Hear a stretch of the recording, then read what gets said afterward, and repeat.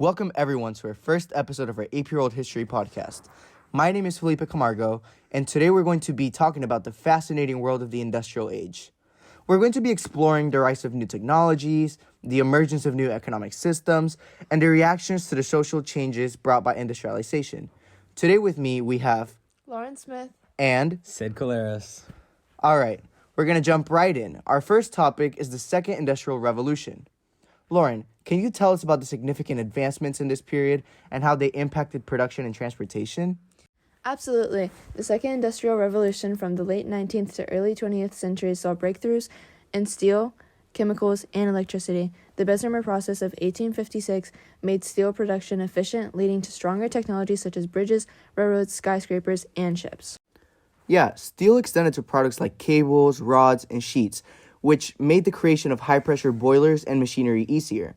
Now, innovations in production technology and transportation networks further transformed American society, which allowed mass production of goods, expansion of transportation infrastructure, and access to global markets for natural resources also be more available.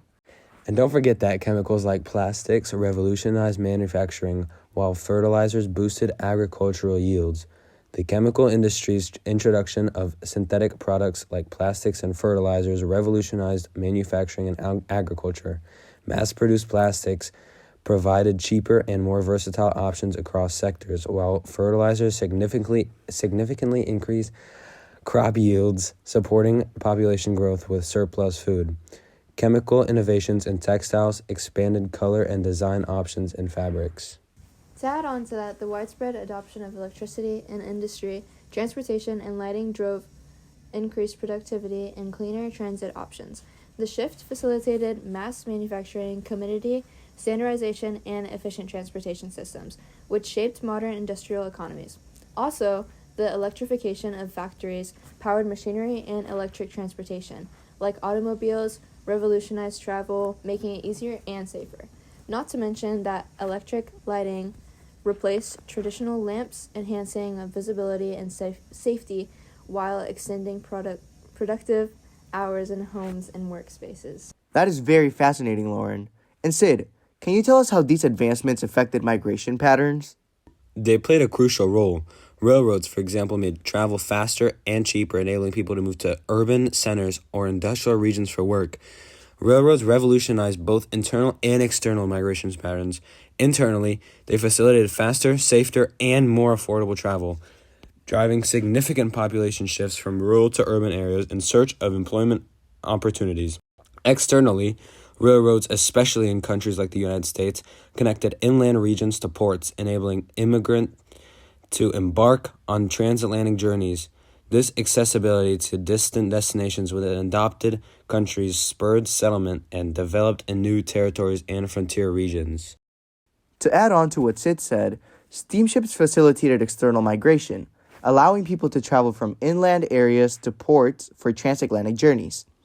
Internally, steamships contributed to migration within countries with extensive coastlines or passable rivers, which enhanced the connectivity between inland settlements and coastal cities, also making the movement of people and goods easier. Now, the telegraph revolutionized communication, helping coordinate migration efforts and keeping families connected. And it also allowed for the spreading of information about job opportunities, which influenced migration patterns. The telegraph revolutionized communication by allowing near instantaneous transmission of messages over very long distances. And this also made for easier coordination of migration efforts, which allowed individuals and families to stay connected throughout the migration process. It's really remarkable how different approaches and contexts of industrialization can lead to all of these outcomes. But now we really need to talk about Latin Americans' experience with industrialization. That's very interesting. The start of Latin American industrialization was seen through the acceleration of export economies leading to urbanization during the 19th century. At the same time, there was significant population growth, especially in the staple-producing zones of South America. Latin America attempted to resemble Europe's industrialization process by attracting European immigrants in order to increase the amount of white people in the populations, like how the Europeans did. Yet, they developed few factories to process foods or manufacture textiles, clothing, and building materials. Cities like Rio de Janeiro and Buenos Aires developed inspired by European models, such as developments in Paris by Napoleon III, inspiring Georges Eugene Haussmann's work to help Latin America industrialize. Despite 19th century revolutions in Latin America, they faced major hurdles to industrialization. Poverty led to a small market, landowners lacked motivation, and reliance on foreign investment left them vulnerable to economic crashes like Brazil's rubber industry collapse in 1910 to 1911. Foreign companies, notably the United Fruit Company, wielded significant influence, resembling a new form of colonialism. Moreover, their dependence on free trade hindered domestic manufacturing due to a lack of protective tariffs. So despite their efforts, Latin America struggled against international and external obstacles on the road to industrialization. It's very important that now we talk about a little more beyond understanding the success and failure of some countries. Let's explore the reactions that the industrial age had on different things or people. Sid, can you please explain how socialism emerged as a response to capitalism? Capitalism, a practice of private owners investing their capital to produce goods and services they can sell in an open market, brought new customer goods but also harsh working conditions and limited worker control. This fueled the emergence of socialism, which was an opportunity of a different economic system where the means of production would be commonly owned and part or all of the economy is controlled by the government. The harsh working conditions faced by capitalistic workers often led to rebellions like the Luddites of 1811, who destroyed industrial machinery, rioted, and set fires to protect their working conditions.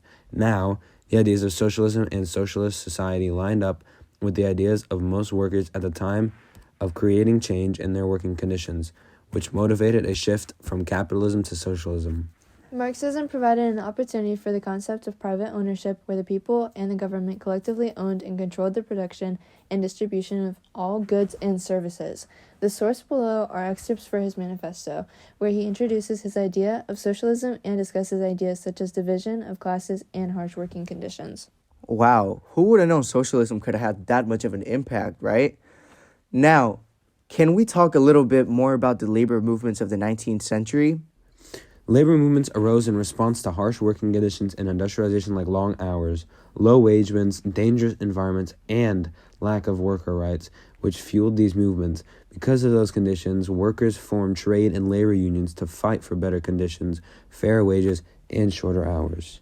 It's important to note that trade unions, which were legalized in 1824, were specific organizations that pertained to particular craft or industry, which gave workers an opportunity to go on strike for better wages and working conditions. However, labor unions gave an opportunity for workers of any type of skill to advocate and go on strike for their right of being able to bargain with employers and come to a formal agreement. Yeah, and they used many strategies like strikes and pressuring governments and employers to address their concerns.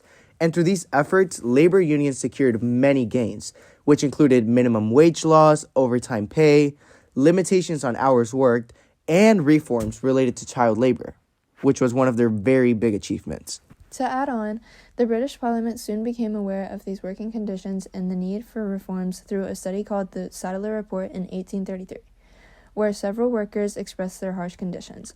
In the source below, Joseph Hebergram was a worker in a factory, and he describes his personal experience being a victim of illness due to the working conditions that he faced.